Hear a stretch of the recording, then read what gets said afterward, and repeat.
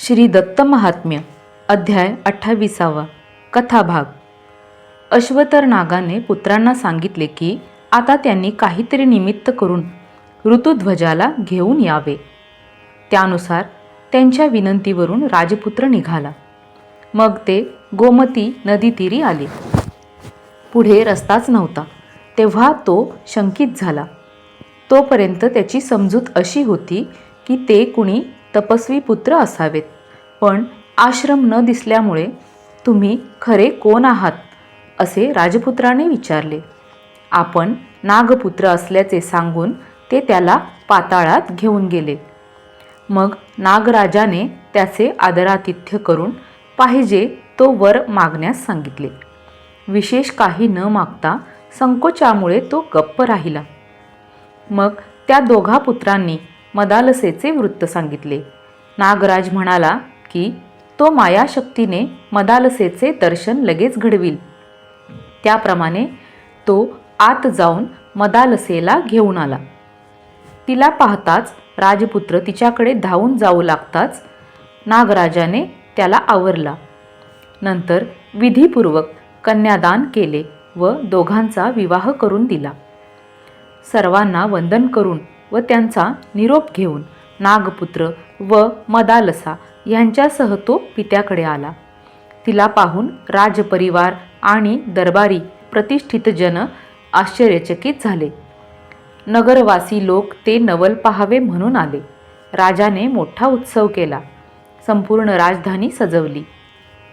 राजपुत्राने मदालसेच्या पुनर्जन्माचा सविस्तर वृत्तांत सांगितला। नंतर एका उत्तम मुहूर्तावर पुत्राला सिंहासन देण्याचे ठरवून राजाने त्याचा राज्याभिषेक केला व राजा शत्रुजित तपश्चर्या करण्यासाठी वनात गेला। खरे पाहता मदालसा ही आत्मज्ञानी होती, तरीसुद्धा प्रपंच कर्म आचरण्यात ती कुठेही कमी पडली नाही। सर्व भोग भोगीत असतानाच तिला प्रथम पुत्र झाला। पुत्र जन्मानंतर संधी सापडताच तिने त्याला जवळ घेतला व त्याच्या कानात म्हणाली की बाळा, आता का रडतोस? अनेक जन्मांतरी सुख दुःखे भोगून आला आहेस। तू खरा कोण आहेस ते ओळख व या क्षणभंगूर प्रपंच संबंधात गुंतू नकोस। अलिप्त होऊन राहिलास तर पुन्हा फसणार नाहीस। देहाच्या मोहात अडकू नकोस। देह प्रारब्धानुसार घडतो, वाढतो आणि मोडतो, पण देहाच्या आतला तू मात्र चिरंजीव आहेस हे विसरू नकोस। अशा प्रकारे ती मदालसा त्याच्या कानात सतत वैराग्योपदेश करत राही। अध्याय 28 श्री गुरु दत्तात्रेयाय नमः। गुरु म्हणे शिष्यासी, असी मदालसेसी मिळवूनी नागपुत्रांसी म्हणे रायासी घेऊन या। युक्तीने या स्थानी यावे भूपा घेऊनी। येथील वर्तमान तया लागुनी पूर्वी न सांगोनी द्यावे हे। त्याचे दर्शनाची लालसा असे आणि मदालसा तया द्यावी निरालसा झाला काल सानुकूल। मग ते नागसूत तापस वेशे भूपाप्रत जाऊन या सांगत तुम्हा तात बोलावी तसे। आमच्या आश्रमा जाऊन ताता द्यावे दर्शन। सवे येऊ परतोन आता अनुमान न करावा। असे मित्रांचे वचन ऐकूनी नृपनंदन तया तथास्तु म्हणून प्रेमे उठून चालिला।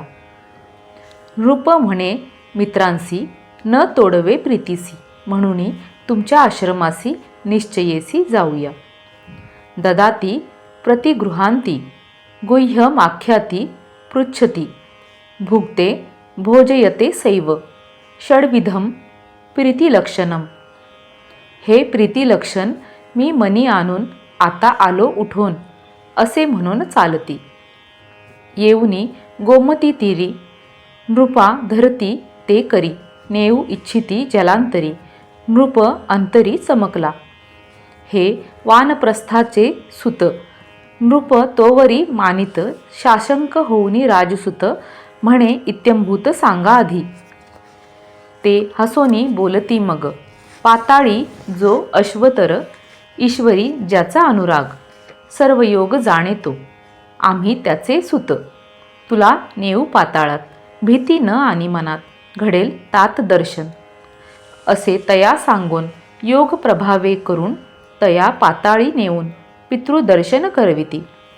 पाहुनी पाताळ रचना पाहुनी दिव्य भवना, घेऊनी नागाच्या दर्शना म्हणे स्वर्गभुवना आलोकी. सुत म्हणती नागासी आणिले या मित्रासी, अश्वतर म्हणे रायासी माझ्या इच्छेसी पूर्ण केले. म्हणून दे आलिंगन त्याचे मस्तक हुंगून, देई आशीर्वचन सुखे जीवन होवो तुझे. राजा म्हणे तयासी हे अपूर्व दर्शन आम्हासी, माझ्या धन्यपणासी बोलता वाचेसी शक्ती नसे. मित्रयोगे करून ह्या पाताळी येऊन घेतले आपुले दर्शन, झालो पावन आज मी. माती करिता खणिता जेवी निधान ये हाता, तेवी झाले हे आता कृतार्थता काय बोलू. नाग म्हणे तुझे दर्शन व्हावे म्हणून माझे मन उत्सुक होते बहुदिन, आजी समाधान वाटले. पुत्रांनी जे जे तुझे गुण केले होते निरूपण, ते ते दिसती पूर्ण सर्व गुण संपन्न तू. जो मागसी वर तो देईन सत्वर, तया म्हणे नृपकुमार असो मजवर कृपादृष्टी. तुमच्या प्रसादे करून नगरी सर्व असे पूर्ण, धर्मी राहो माझे मन पितृसेवन घडावे. नाग म्हणे तू धार्मिक अससी पितृसेवक, तुला मानिती लोक उभय लोक घेसील तू. जे इष्ट असे मानसी ते माग मजपासी, मग राजा लाजोनी मानसी मित्रमुखासी विलोकी. मग ते म्हणती नागासी मदालसे वाचून मानसी इष्टपदार्थ दिवानिशी, प्रिय यासी न वाटे. नाग म्हणे ती जळाली जरी तिची इच्छा झाली, मायेची करुणी बाहुली दावितो आता सत्वर. असे तया सांगून मदालसेसी आणून नाग दावी दुरोण, राजा पाहून भुलला. आहा प्रिये म्हणून राजा जाई धावून, नाग तया सावरून म्हणे भुलोन जाऊ नको. हे म्या केली मायेची नारी, माया पाहणे तरी पाहावी राहून दुरी, न दिसे करी धरिता ती. तू असूनी विचारशील का मायेशी घेसी भूल, माया असे चंचल होई तत्काळ अदृश्य.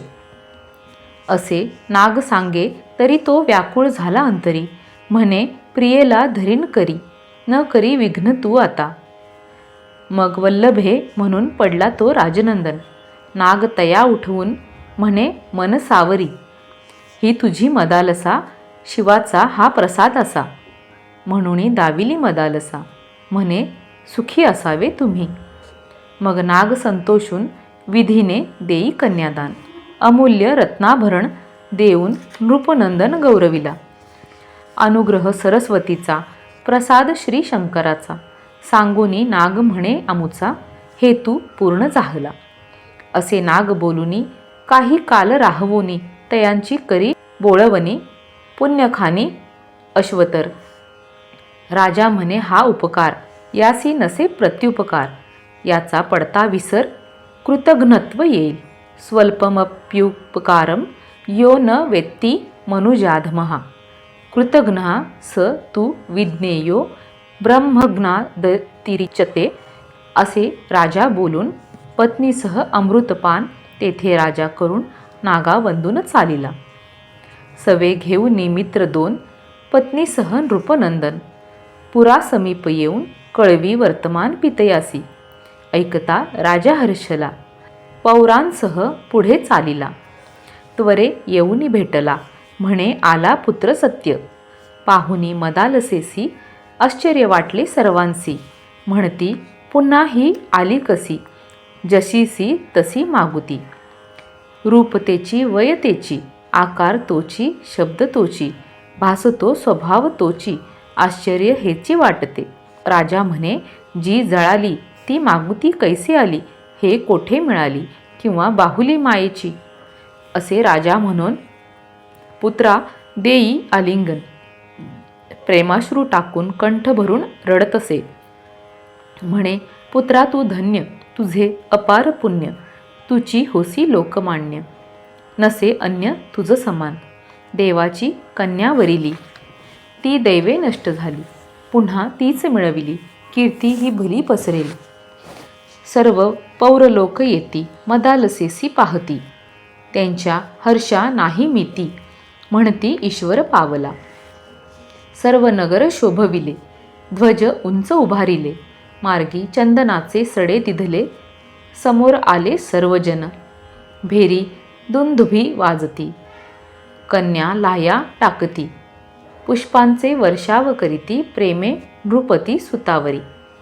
असा उत्सवे नगरी, राजपुत्र प्रवेश करी, सर्वांचे सत्कार करी, हर्ष अंतरी पावनी, करी पित्यासी नमस्कार, प्रेमे तो राजकुमार, सांगे मित्राचा उपकार, म्हणे उदार हे नाग. दुःखे वास करिता वनी, नागपुत्रांनी मैत्री करुणी, माझे दुःख जाणुनी, पितया जाऊनी कळविले. तत्पिता अश्वतर तप करी हिमाचळी घोर, सरस्वती आणि शंकर ह्यांपासूनी वर संपादिला. ज्या वरे करून मदालसा झाली उत्पन्न, ती मला दिली दान, नागाने मानपुरस्सर. असे ते पुत्राचे वचन साध्यंत ऐकून म्हणे, हे नवलपूर्ण माझे मन रुष्ट झाले. पूर्वी दक्षकन्या होऊन सती शिवाला वरून, दक्षयागी जळून पर्वतापासून पुन्हा झाली. पुनरपी ती पार्वती शिवाला करी पती, तेवी हे मदालसा सती, पुन्हा पती तोच करी. धन्य इचे तपोबल, उद्धरिले आमुचे कुळ, इचे पाहता शिळ गंगाजळ सम वाटे. असे राजा बोलुनी मनी आनंद पावनी, म्हणे मी वृद्ध होऊनी नृपासनी अयोग्य झालो. कुवलयाश्वा तू विनीत अससी औरस सुत, आता राज्य करी निश्चित, मी वनात जाई. क्षत्रियांचा हा धर्म, येणे सफळ होय कर्म, मिळवावे मोक्ष शर्म, आता नर्म कासया. असे पुत्रा सांगून सामग्री मिळवून, राज्यी पुत्रा अभिषेकून, नृप समाधान पावला. राजा वनी जाऊन संपादुनी साधन, मिळवून या ज्ञान घे निर्वाण शाश्वत. कुवलयाश्व राज्य करी, अधर्माते न करी, प्रजा पाळी पुत्रापरी, राजी सर्व प्रजा जाला. शिववरे करुणी मदालसा ब्रह्मवादिनी, आत्मनिष्ठ होऊनी राहे सदनी अनासक्त. जिचे न लोपले पूर्वस्मरण, शिवप्रसादे झाले ज्ञान, तथापि पतीच्या चित्ता धरून करी आचरण, लोकसंग्रहार्थ. अंजनी गीत. ऋतुध्वज राज्य करी, तया मदालसा नारी, संभोग दे स्वये जरी ब्रह्मनिष्ठा. दैवे तिला पुत्र झाला, उपजता सांगे त्याला, का रडसी तू कोणाला आता व्यर्थ. जाता मार्गे भूल घेसी, म्हणूनी या 84 योनी कष्ट धुंडिल्यासी, निजकर्मे करितासी देवध्यान, तप्त लोह स्त्र्यालिंगन, न येते रे पोरा मन सावरी हे. वैराग्याने खाता भीक, तोंडी येता न नरक, रूपा न भुलता आंख न फुटते.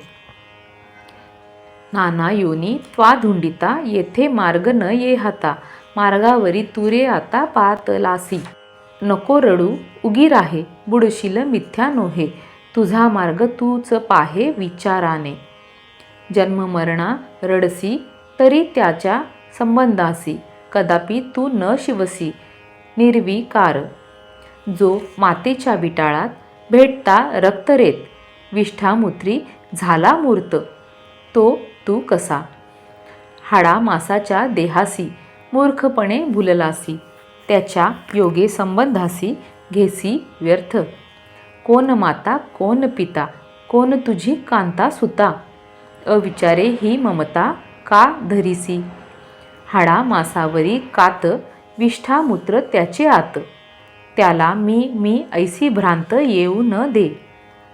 जड प्राण रजोगुनी, कर्मेंद्रिया कवळुनी, खातो पितो हे त्याहुनी, तू वेगळा. ज्ञानेंद्रियांची मेळणी, मन पळे क्षणोक्षणी, त्याचा साक्षी तू त्याहुनी निश्चळ रे. ज्ञानेंद्रिया आत धरी, मी करता हा गर्व करी, निज उठे ती रे धुरी बुद्धी तुला. प्रियमोद प्रमोदाने जो भासे त्या आनंदाने, न घे भोक्तृत्वाला ध्याने, पाहे स्वात्मा. असे जरी हे करसी तरी बारे न फससी, नाही तरी फेरी घेसी ऐसी पुन्हा. तिनी देहांचा मी साक्षी, तिनी अवस्था निरीक्षी, निरंतर असे लक्षी व्यापकत्वे. असा रोज वारंवार माय करी बोध फार, द्वैतवार्ता करी दूर कळवळे कळकळीने. पुत्रा देई दुग्धपान प्राण वाचावा म्हणून, गाण्याचे विष करून वेदांत निरूपण करीतसे. माता म्हणे सुतासी प्रमाद मृत्यू सहवासी, असे म्हणून की जरी रडसी तुझी जरी तुझसी, तरी तुझशी न शिवेल तो. तू उताना राहुनी का रडसी आक्रोशुनी, काय उपयोग रडुनी आता हे मनी विचारी तू. तू शुद्ध अससी तुला दुःख वार्ता कसी, जरी रडसी देहासी कासया अशुद्धासी रडावे.